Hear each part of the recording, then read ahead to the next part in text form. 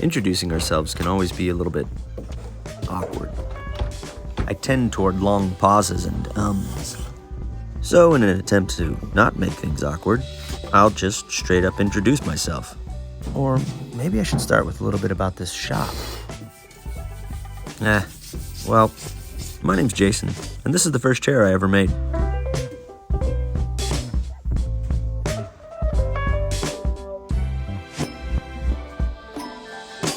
Well, welcome to my shop. So I started on this little chair making adventure, playing with chairs and having to make some of my own tools and everything, I would say about 10 years ago. And it's just been one journey after another. I happened upon a video from a man named Curtis Buchanan, who's got another great YouTube channel, lots of good information on it, sells lots of good plans, and was just inspired immediately to give this thing a go. So for the past 6 years or so, I've actually been trying to make this into a thing and sell tools and offer classes and build chairs and make this into a living. So I make chairs in a very traditional manner with a lot of hand tools. I thought I would give you all a little bit of a tour of the shop to start things off. See kind of some of the things I use, some of the tools that I have. We won't get in too much into the process or anything like that. So before we do a full tour of the shop, I thought maybe I'd tell you a bit about the first chair that I made and the thing that cemented maybe my obsession with chairs. Okay, so this is a fan back side chair. This is based off of Curtis Buchanan's chair plans, which you can get at his website. But it's a great beginner chair, beautiful chair, very comfortable, a lot of fun to make, and good for people that are starting out. And maybe I'd just show you some of the warts and the ugliness that this first chair of mine has. You can see simple things like if your eye catches the different size diameter of the turnings there, it doesn't even have a V notch or a V groove like it should. It's done with a parting tool because I screwed it up and that's what I had to do. The turnings themselves are not the nicest, and you see the crest, I've got a nice little dent up at the back here. I clamped too hard and then tore out some material. Dings and damage from years of use, and right there's your nice clamping call mark. Yeah, right in there. So this chair is not one that I would ever sell, partly because it is not constructed to a standard, which I like. But this was the first one that I made, right? So it holds a special place. And one of the main reasons is the struggle that I had to go through to make it. While California has lots of beautiful softwoods, pines and firs and redwood, you name it, we don't have much in the way of hardwoods. Our hardwoods here have to contend with an arid, much more arid climate than back east, and we have different canopies in the forest, so they just don't grow as straight. They tend to be full of knots. They have lots of branches, and generally speaking, at least for most of the species that I've messed with, which is quite a few of them, the native species, even if you can find them straight and clean and clear, they still don't have the same working properties as a nice piece from back east. Now that's being said, we do have a few exceptions to that. We have some trees that are planted from nurseries in people's yards. So you can find stuff every once in a while. You keep your eyes peeled on Craigslist, and that's what this chair was made from. I think this is actually this is sugar pine, not ponderosa.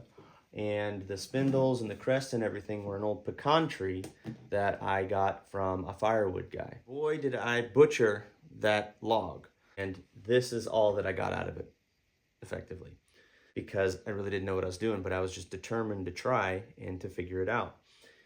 I think it took me about 6 months to complete this chair. Eventually, it all came together.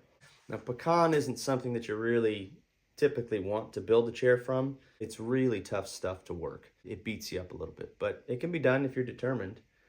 Okay, so why don't I give you guys a little tour of the shop.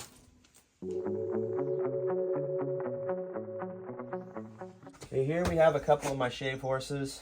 This is probably the nicer one that I have. I made it a number of years ago from, again, some old Doug fir that I found. This is based off of some of Tim Manny's blog. He's another chair maker, tool maker back in, I believe, Maine. I built the main structure and then I made it so that you could knock the thing down so it all comes apart. The front leg, well, the front and the rear leg come apart. They always had pegs to pull the headstock and everything apart, but I made it so that I could pull the front, pull the rear, throw it in the back of the car, and take it with me wherever I needed to go. Here you can see the tusk tenons that attach the rear leg to the main body, and then this underside shot shows you that the front leg is just a wedge inserted into an angled mortise.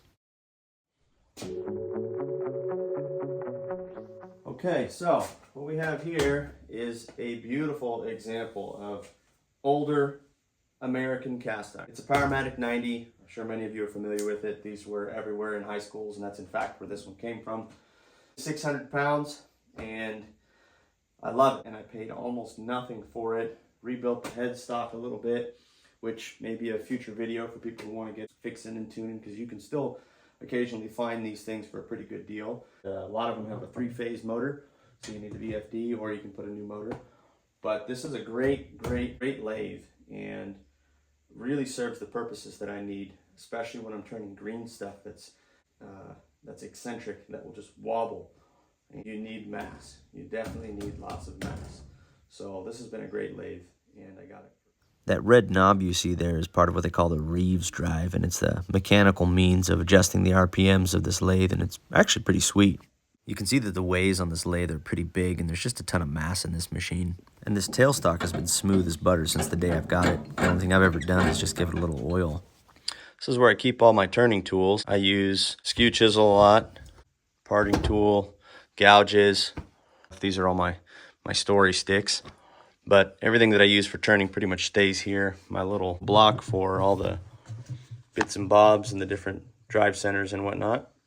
So my tool, this is where most of my general woodworking tools stay. You can see the chisels and the saws and the spoke shaves and squares and whatnot.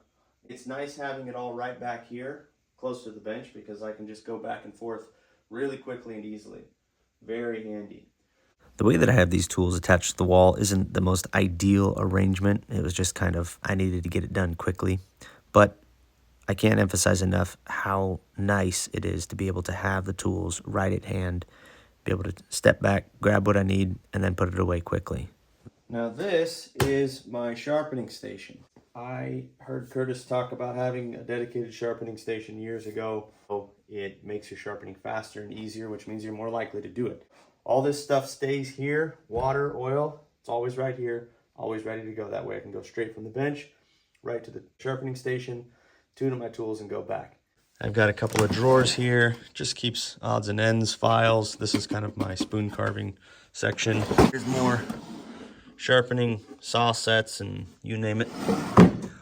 And this is actually a piece of plate glass I got for free from a glass shop locally, and I used to sharpen with sandpaper on it. But over time, I swapped to diamond stones and went to some ceramics, and eventually I started messing with the natural stones as well. As you can see, I keep all my chisels, bits, random bits, different goodies, all kinds of stuff here. Another key thing is being able to put things away quickly, because, you know, your bench can really end up a disaster. And mine still does, even though I have all this set up to be convenient and easy. But, you know, it is what it is. Okay, this is chair making, green woodworking specific. Well, not specific. There are some things that are not for green woodworking, but this is more for the chair making. This is where I keep all my draw knives, and I use these all the time. I put these overkill brackets. They are definitely overkill, partly because I was a little concerned about earthquakes since we live in California, and I didn't want razor sharp draw knives flying off the walls. I don't think it's necessary, but where it has been helpful is little kids. They can't just get up here to grab stuff and pull things off. So it's nice having them secure against the wall where the little ones aren't going to mess with it. And, you know, it keeps numbnuts like me from cutting myself. All these draw knives are actually eBay purchases or garage sales, and I've refurbished them over the years and tuned them up to how I like them. My big behemoth beast of a bench. It is a Robot style. It's made from some really dry old Doug fir, which was a very splintery process. Took me about 9 months to make this bench. I just did it kind of in the evenings here and there. It was the first big woodworking project I'd gotten into after I got out of the military. And it's got the through dovetails, a linear bearing from a CNC machine. This is a bench crafted vise. With all the tools in it and everything, probably 300 pounds. And this is a bit overkill. You don't have to build a bench this big. There are some things I would do differently now. Since it's kind of geared towards chair making, I'd make it slightly wider, shorten a little bit because I'm not very tall. I pretty much made this bench with a jack plane, a handsaw, a smoother, and a big 6-foot level. It was a bit of a challenge.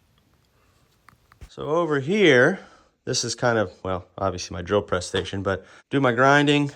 I have this razor strop system. Really try not to rely on that because it makes sharpening very fast. But there are certain things, tool making and whatnot, and gouges that I use that thing for. I do try to keep the grinding and whatnot further away from the sharpening station so that I'm not contaminating that station with aluminum particulate and everything from grindstones and all that. It's no guarantee, but it definitely helps. One day I will put a curtain around this thing, kind of trap some of that in there, because I've had metal dust get into the air and get on chairs, client chairs, and create essentially ebonizing, a chemical process that creates these little tiny fleck dots. It's wonderful when you spend 3 hours trying to figure out where the heck it keeps coming from, and it happens throughout the day. So anyway, this is a great little station. Okay, so now this is seat carving bench based off of Curtis Buchanan's plans again. I went overkill, complete overkill, did the through dovetails, so it's like a mini Rabot bench. Completely unnecessary. I think his plans originally call for like a structure that you bolt to the bottom, but anyway, it's got about 150 pounds of sand in it. It's wonderful for carving. I put the students on this one a lot. Gonna make a few more. You can get all the way around it while you're carving, which is nice. It's super sturdy and heavy, so it's not going anywhere, which again, hand tools, you need that. And it's made with a house vise jack. So here you can see, that was an old house vise that I cut the screw off of, or well, cut the nut, whatever you'd call that, off of. And that screw, this thing clamps better than any vise I have in the shop. This part's a homemade, I don't know, handle, headstock, whatever you'd call that. And then it's just a regular old parallel glide with holes in it. I have no idea what the thread pitch of this screw is, but man, it clamps tight. Probably because it was designed to lift houses initially.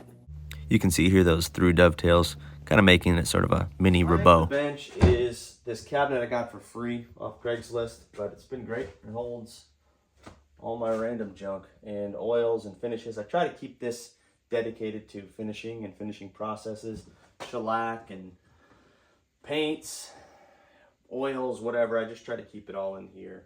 But it does end up becoming a catch-all for everything else and where I don't know where to put it. You can see that this space is unfinished. I'm going to put siding up and everything. I'd like to have a smaller lathe, like a Powermatic 45 would be sweet, but probably have like a little MIDI lathe here or something for students and for smaller things. And eventually I'm going to put a bathroom in the back corner and enclose this whole place. This was an expansion we did a couple of years ago to add square footage so that I could have more students and invite instructors from back east out here. But let me show you this kiln.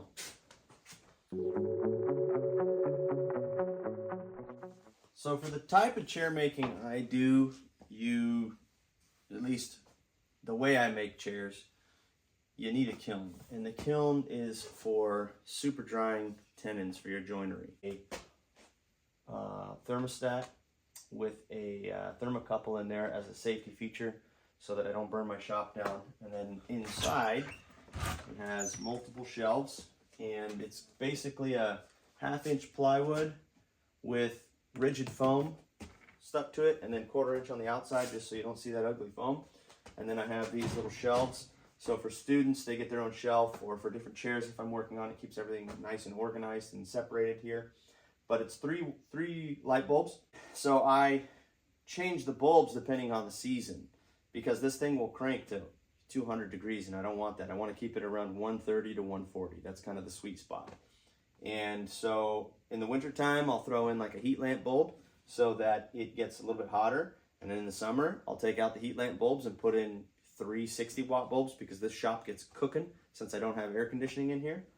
And I just kind of adjust the temperature of the kiln based off of the light bulbs that I need for that season, as well as the thermometer hooked up to the thermocouple. I have it kind of dialed in to where I know it'll kick off at around 140 because it's for an oven. So it'll kick off about 140. So even if these bulbs were going to get it hotter, it'll shut it off. So I just popped a few holes in the top of the kiln to allow those legs to stick through for the oversized tenons on the joinery. And you can see inside here the different shelves. Up to the right you can see the tenons sticking through. So this works pretty good. You got to be safe. Put some grill guards on your light bulbs and some mesh. Keep wood out of the bottom, and make sure you just don't burn the thing down. And just to the right I got my 24-inch jointer. This is a beautiful vintage, I don't know, 50s maybe. It's an Atlas. 24 inches long, of course. But this thing I picked up for a steal. And actually, I put it to work in this shop, surprisingly. Little boxes or the Travishers that I make. So this has been great. I have a smaller bandsaw. I don't really have need for a big one. It would be handy to have a big one sometimes, especially when I'm doing veneers for crests. But you would be shocked at the amount of work this little bandsaw can do. This was a gift from my uncle. I put new tires on it and probably needs new bearings at this point. The thing screams like a wild banshee while it's going, but it works. Works good, and I really enjoy using it. A few years ago, I upgraded the blade guides to a bearing system. I'm not sure that it was worth the upgrade. Before I just used lignum vitae pins, but it works. Through the back door here, this is my steam bottle. It's 2 wallpaper steamers that are plumbed into this thing, and it cooks, whatever, close to boiling point. Cooks all the wood that I need for doing my steam bends, continuous arms, and different crests and whatnot, and it works well. Nothing too special to see here, just a square box, long tube essentially. One steamer does the job, but I have 2 just in case I need to back up for classes. And here's a little panorama of the whole place. Thanks for coming along. So, thank you all for coming along on this little tour of my shop. It's nothing too special. It's a pretty simple shop, but I really love being here. It's a lot of fun. I offer classes, I sell chairs, I sell tools, and my plan is to put a lot of this stuff that I'm doing and make it into content and things for you guys to enjoy on YouTube. If you're interested in a class or a tool or a chair, you can go to my website, followingthefibers.com. And that has all my other information there if you want to get a hold of me. If you're curious about this, I'd appreciate if you guys would like the video and subscribe, as I really want to try to make this into something. So keep your eyes peeled for some more content coming. So I hope that wasn't too awkward. I appreciate you all coming along and taking a peek into my little shop here. I'm really passionate about teaching people to make their own chairs and really want to pass this information along. So if you'd like to join me in making your own chair in a class, all the information will be below in the description. And thanks again for following the fibers.